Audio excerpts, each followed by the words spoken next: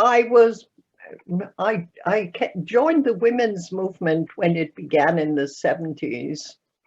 I was careful because I thought I would be outdated because the I was in my 40s, for early 40s.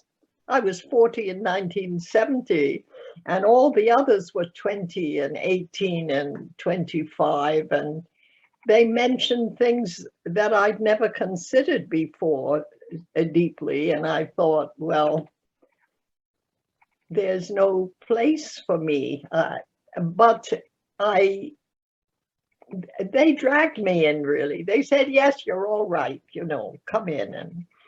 And I became active, and I had always been part of the working class movement. I was born in it in the US, and I wanted to know what was women's relation to capitalism.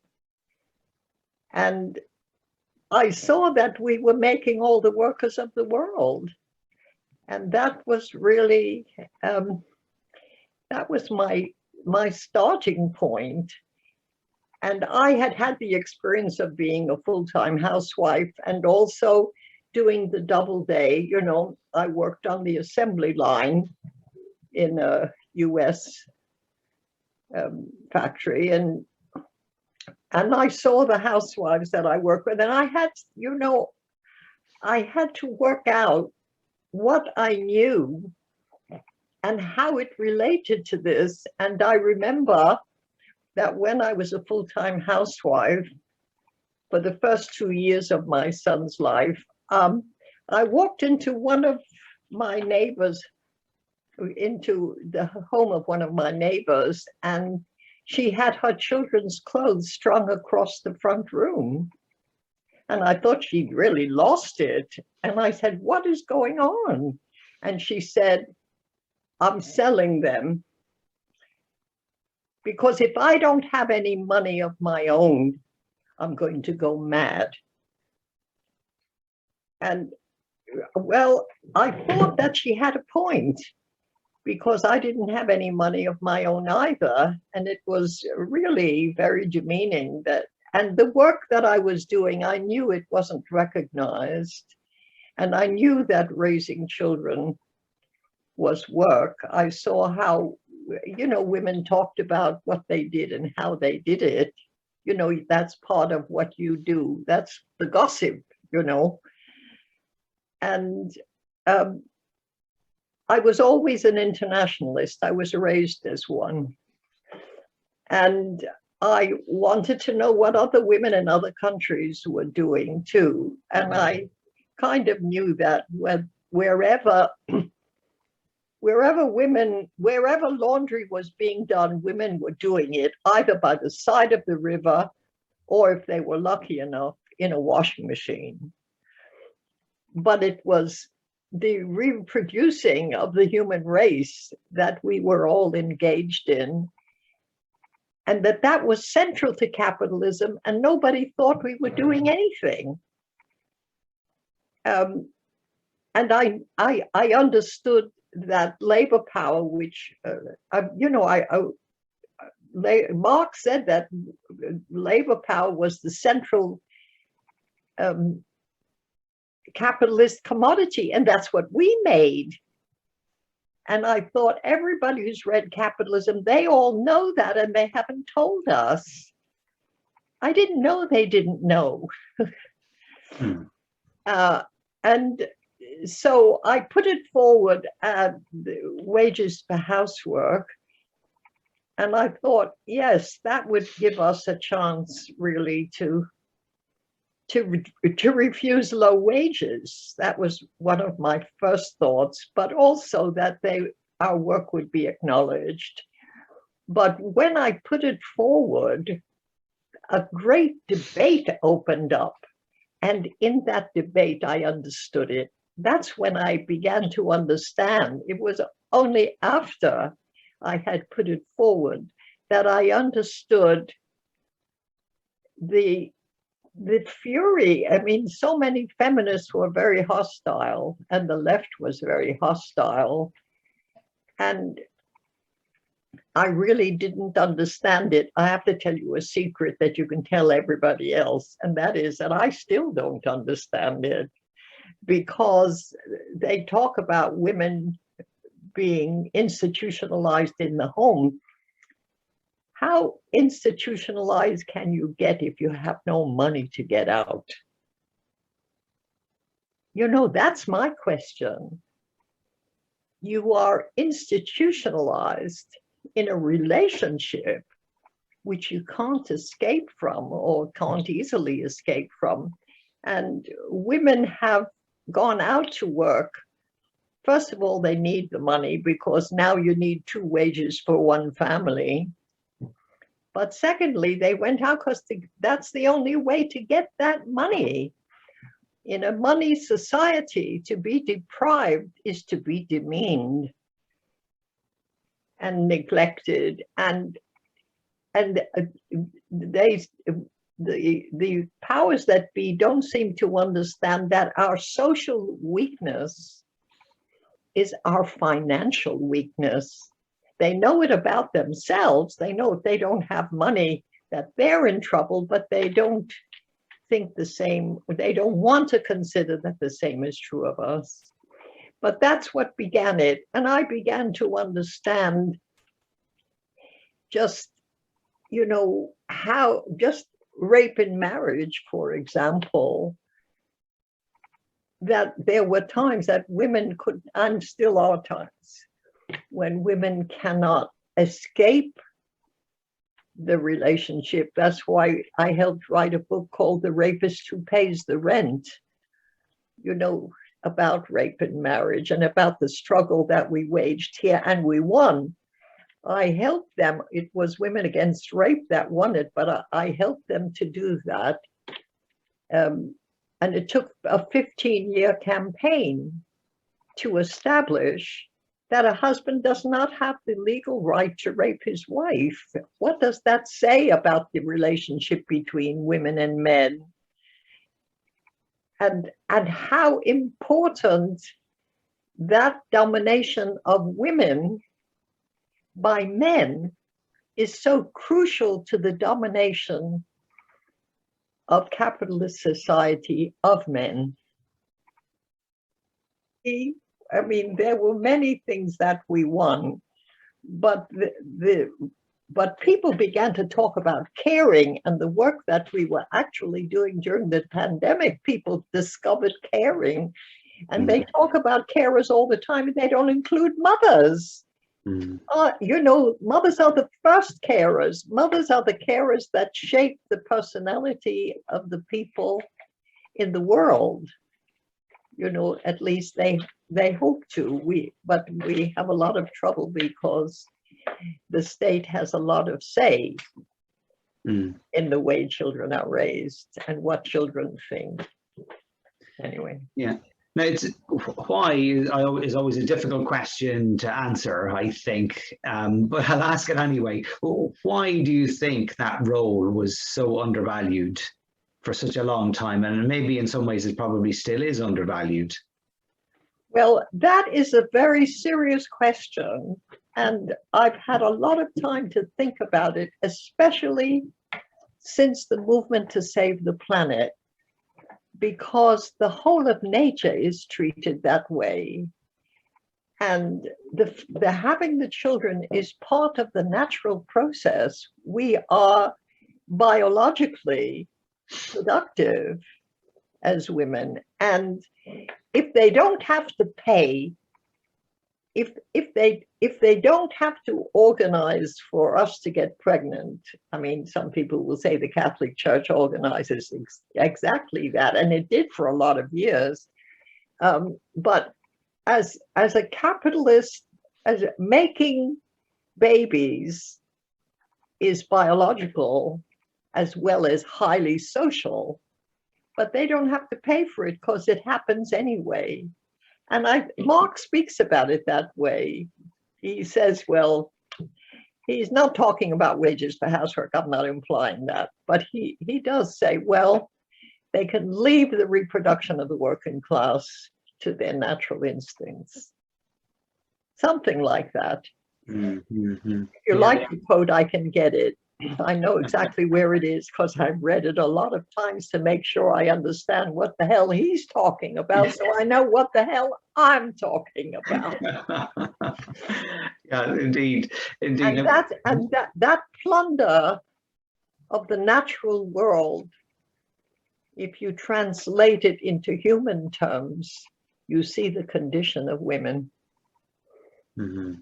because we're poorer for doing it. I was just anxious to say that although it's part of the natural process, there is no reason why a woman should be identified as only a mother, as only a producer of children. There is no connection between your ability to think and your ability to give birth. And I think a lot of some feminists are very concerned that if we point to the reproductive power of women, that we will lose the credibility that men have to think and act and everything. But the struggle is precisely to have both powers. The struggle is precisely to demand the recognition of this contribution that is so fantastic. Eleanor Rathbone, who fought for family allowance, she said, what is it that, the women are making the community and the community is giving them nothing back, making the whole community. And do you know that history? You know something of that history. Anyway, yeah. But why, if we have one power, we cannot have both? It makes it not only it doesn't make any sense, but it gives them a reason to demean us, because we don't lose the power to reproduce children. We want the acknowledgement of this contribution and the unique character of it, so that when we contribute in the society generally on other things, that this is part of our I can say our armor, our perception. We know some things for doing this work. We know about caring in ways that most men don't. And caring is absolutely central to the reproduction of the human race. In fact, to all reproduction, to the natural world as well.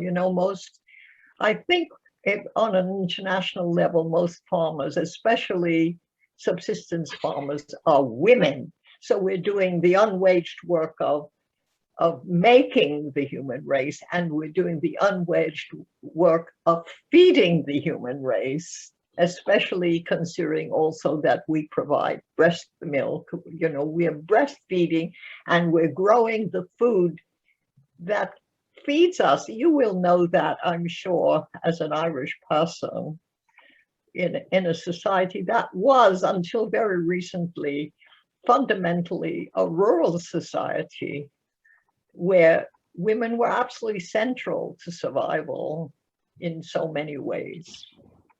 I just wanted to make that point before we moved on. Now, you were talking about, you were going to ask me something about autonomy. Yes, because when we spoke yesterday, you mentioned something about autonomy, and indeed, related to that, if I've understood it correctly, so please correct me if I haven't, the hierarchy that exists within the class movement, that, and I guess this is connected with your work for the unwaged, is that the quote unquote working class were seemed to be confined to just people who were quote unquote working in factories or offices or whatever, getting money, and other people were excluded. And in addition to that, there was a hierarchy of gender, of race, and so forth within the movement. Would you like to maybe elaborate on that a little bit more and explain what that is, and indeed what damage that has done to working class people? Yes. When I was growing up, the strength of the movement the movement to build trade unions, for example, that my father was involved in, and therefore the whole family was, was that we should be together, the unity of the working class. And that was based on the fact that there was an assumption that if we were working class, we belonged together. And there were no differences among us. But of course, there are wide differences among us. You can't be living in England and not know that not only Ireland is a presence in this country, and the history of Ireland is the history of England also, but also even Wales and Scotland, even the north of England. And this is only historical differences. There is a hierarchy of power, and it is a hierarchy of wages. It is a hierarchy of wealth that exists in the whole world. And that doesn't mean we're not part of the same class. It means that within the working class, the whole society is structured. Capitalist society is a hierarchy. The whole structure of it is that this hierarchy enables capital to rule. It is central to the way it governs. It's central in the way that it uses us against each other. I'm full of this terrible thing that has happened, where a kid, of course that's all, he's 18 years old now, a kid killed two people and got off for it because because they were on an anti-racist demonstration and he wanted to kill them. In order for a society to, even any section of the society to believe that, is to say that this hierarchy is deeply entrenched in the way we live and the way we are governed, and therefore the way our struggle as working class people is different depending on what part of the hierarchy we are at, and we are used against each other. I think that's a sensible point of view. It's not very complicated, and we all know it. You see, it's not an abstraction that we found out about in a university. We know that hierarchy. We know exactly who the people are who have more power than we do, and those who have less. And how that works out on the basis of gender, and not only man and woman, but there are other genders. And by the way, trans people who are women have a much harder time than trans men. They inherit, those who become women inherit the weakness of my gender. And then there's race. We know all about race, and we know so much more since the Black Lives Matter movement, because that has unleashed a history of the British Empire. It's not the whole thing by far. We know a lot more. The Irish are still to speak at this moment in time, for example, but we know a great deal more, and we know to be suspicious of the history we've been taught, and how widespread has been the impact of slavery and colonialism. And we're hearing about how they behaved, or how they made us behave, and what they did to us, and how many they killed and starved and shot. And what we know, we're beginning to understand where this racial antagonism that we've been taught comes from and is part of, not merely an ideology, but a way of putting people into positions of weakness and others into positions of power above them. And when you go to organize, that is what hits you in the face. How do you get these people who are all part of the working class movement? How do they work? How do we work? Not they, because it's all of us. How do we work together? And the autonomy describes our in the book describes our experience of trying to get women together first, and how we have to be pro-working class, not undermine others, not scab on them, but at the same time defend our own right to make our own case, whoever we happen to be. And I give the example, lesbian women were the women who came and they said they wanted to stay as a lesbian group. And we said, fine, but you can't ignore anybody else. You can't scab on anybody else and say that you have to do that because you're lesbian. And those of us who are not lesbian, we cannot scab on you. We have to acknowledge your right to make your own case, and that your place your role in the movement, your function in the movement is precisely to make your own case and to fight for it. And we back you. And that goes, women of color, single mothers, all of the sex workers, an important part of our organization. And this is internationally, by the way.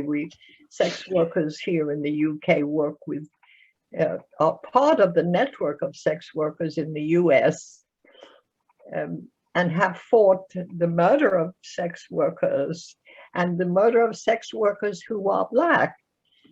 In the US, one of the women has done a lot of work with others about that refusal of the murder, treating sex workers that don't lie, their lives don't, as if their lives don't matter.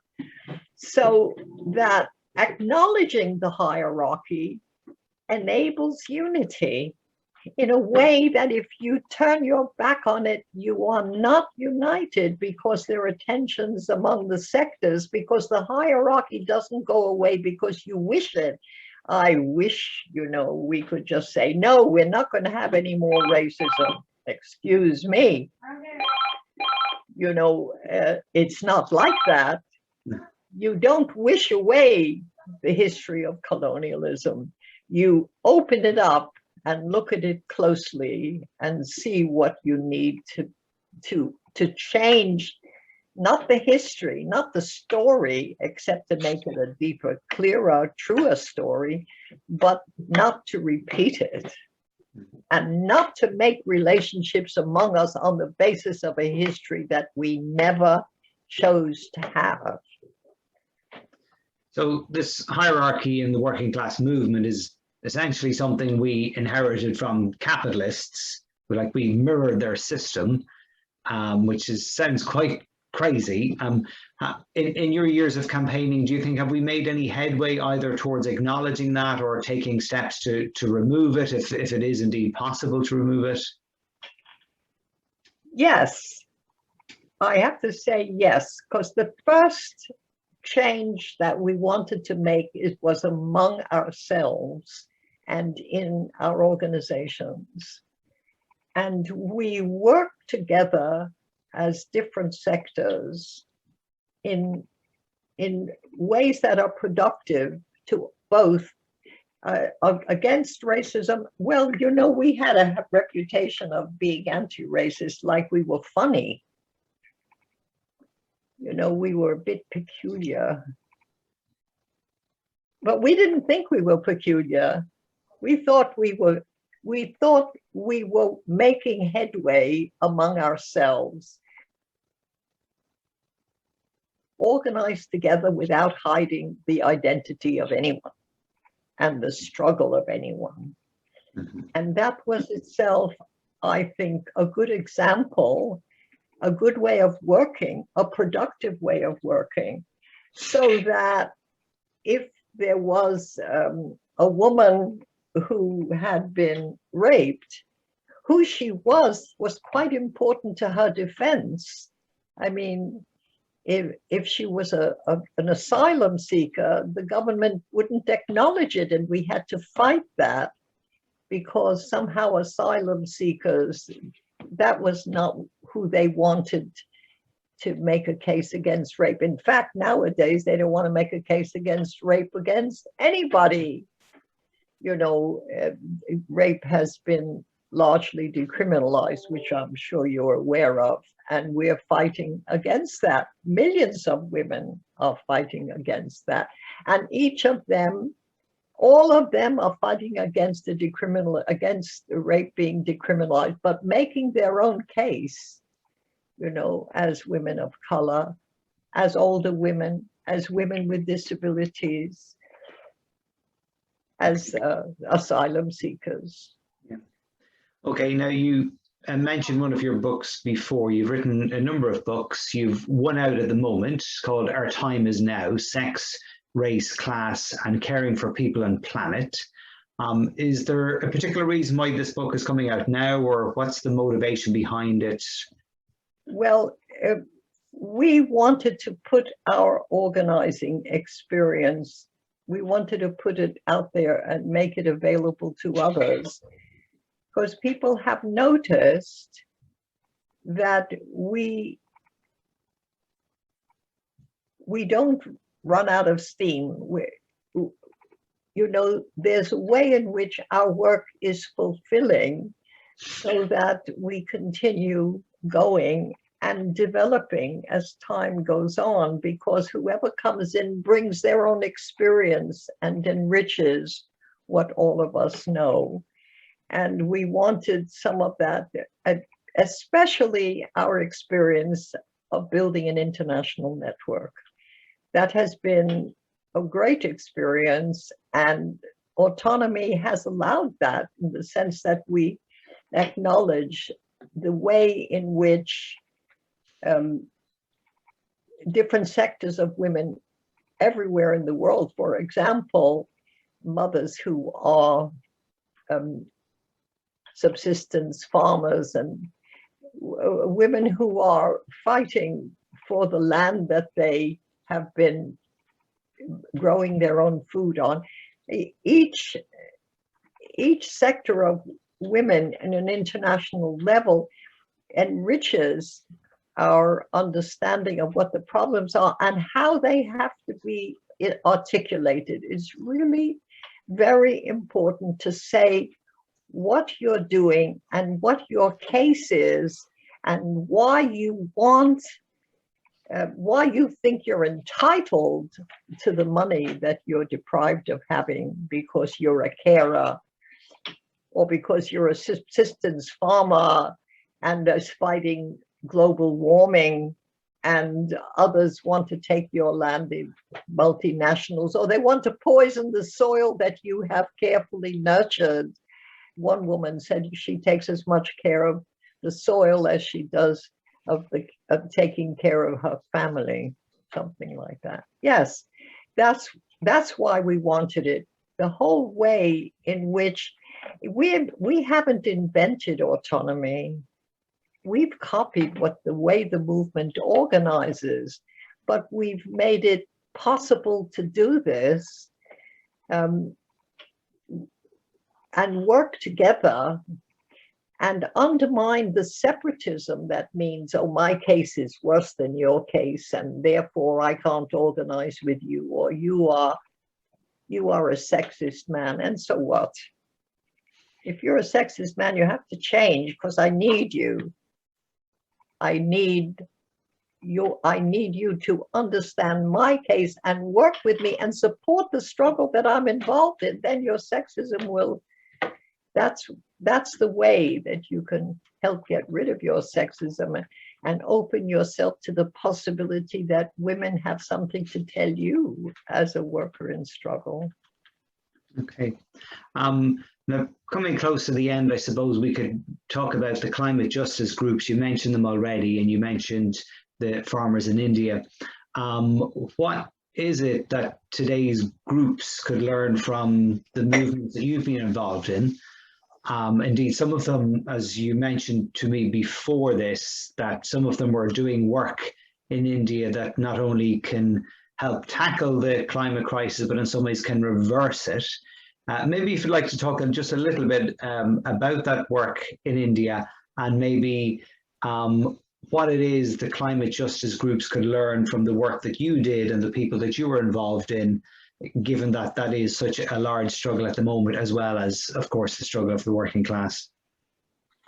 Well, we decided that the strike of the farmers and farm workers in India was something that the campaign, the Global Women's Strike, wanted to do support work for, because I never heard of a strike of 250 million people. That was really a great step forward. And that's what we saw, just a little over a year ago when they first came out.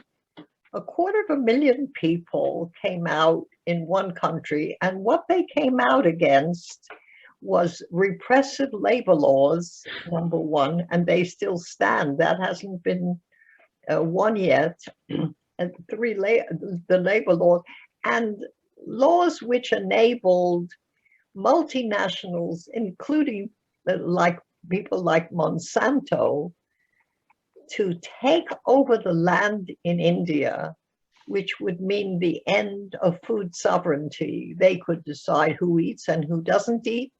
They could poison the soil. They could make everything, the seeds. They could refuse to have you save the seeds from the last crop, and having to buy the seeds from them every year. There were many things they said, absolutely not, we won't have it. And they came out, and we supported them. And in the course of our support and finding out more about especially what the women were fighting for, pay equity, of course, the women were getting 1/2 or even less of the wages of men on the land if they were workers. And we found that in one state, in Andhra Pradesh, 750,000 women, mainly women in self-help groups, had a new way, or really only an old way, of treating the soil. And the result of it was that they got better crops. They didn't use any fertilizer, commercial fertilizer. They used only, natural things. And the result was they got at least as good a crop. They got food that was much more nourishing because the soil was not poisoned. So they were not being poisoned as most of us are, imbibing poison when we buy food that's not organic. And they could deal with flooding, and they could deal with drought, and they had less work to do. It was because they didn't have to do all the weeding that was required by the industrialized agriculture. And above all, they could see that if everybody was doing this, or even if a percentage of people were doing this kind of farming rather than industrial farming, that they could stop global warming. The scientists were saying that, the scientists were showing it. The scientists, in particular one from Australia, but a number of them, and the Andhra Pradesh government, after a long period of discussing and considering, decided that they wanted to go for this, and they wanted the whole state of Andhra Pradesh to be doing natural farming and begin to turn the climate. And a number of other countries are considering it. Some are doing it. Some of our women who have, what do they have where they go to do their farming? Allotments. They have allotments, and they've been experimenting with the allotments, doing the work that Andhra Pradesh has shown them how to do, and they're getting good results so far. Well, we'll see, it's early days. But one of the men in Payday, which is an organization of men that works with the Global Women's Strike, he's a farmer, and he's the one who put us on to, he had already changed over, and he educated us about it, and it told us more about that in the, what they're doing in the United States, because it's popping up everywhere. And the indigenous people have always rejected industrial farming and have always treated the soil with respect. It's something that capital really doesn't have respect for life. It has respect for money, but not for life. And the soil is a living thing on which our survival is dependent, and yet capital treats it as a thing that it can impose on. And this imposition is absolutely, completely capitalistic. That is just how they think of production.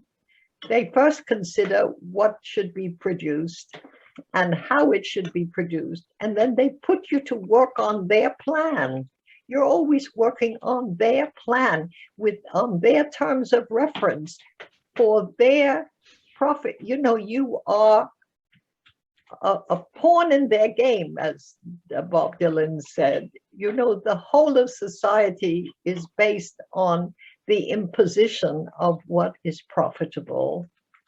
At this moment in time, the oil companies are telling us that they're doing more exploration now. They went to have a conference.